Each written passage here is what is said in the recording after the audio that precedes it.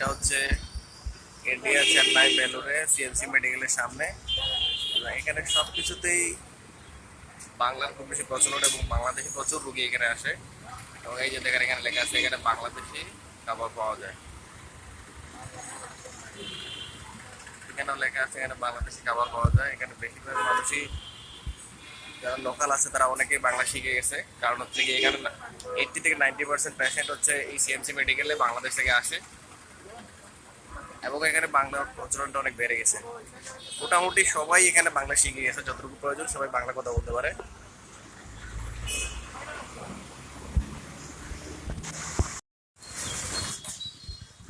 মোটামুটি সব জায়গাতে বাংলা লেখা, সব জায়গাতে বাংলা লেখা।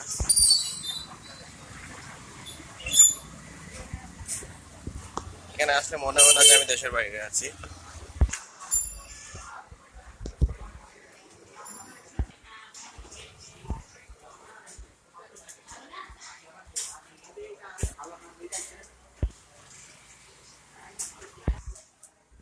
উর্দু বাংলায় লেখা।